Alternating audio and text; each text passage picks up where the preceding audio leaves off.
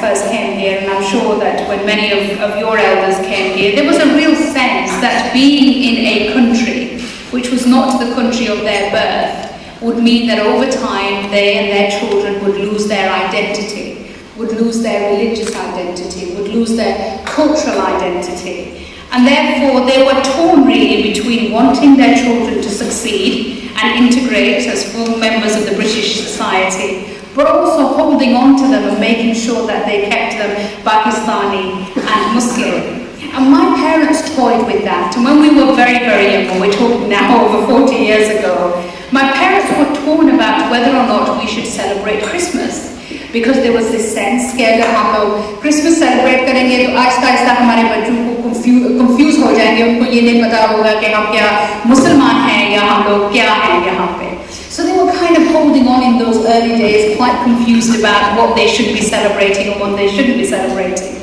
And as we got older, we started to realize that Santa Claus never came to our house. And we kind of went to school, but Santa Claus had been to everybody else's house.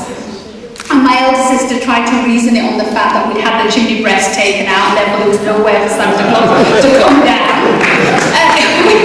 And then my sister, particularly, actually left the back door open so that he would be able to come in through the back door because he couldn't come down the chimney because we didn't have any chimney breasts anymore. My younger sister started to introduce Christmas into our lives. And she said to my father that the 25th of December is the birthday of an incredibly important person.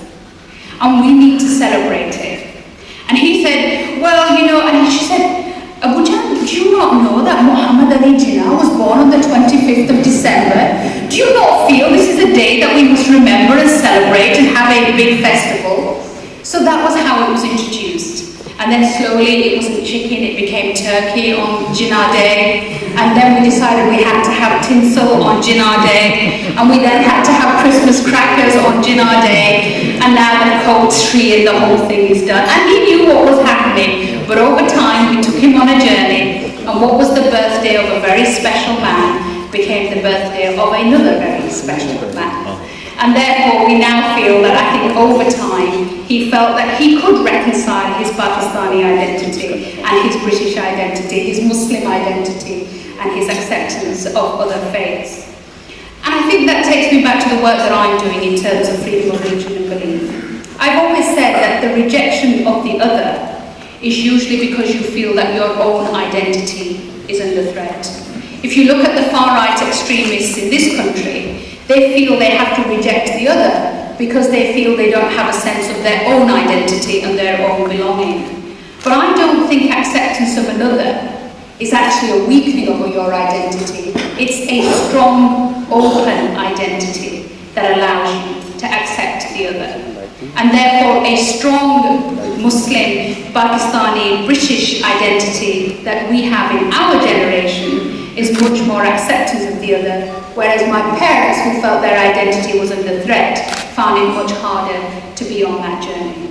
So what does that represent for me today? I think what today represents is really a maturing of the British Pakistani community, a sense that they are sure of being British and Pakistani, a sense that their identities are not under threat by reaching out, and an acceptance that we have far more in common to celebrate together than we have in relation to differences. So can I say in advance a very Merry Christmas and Happy Jinnah Day.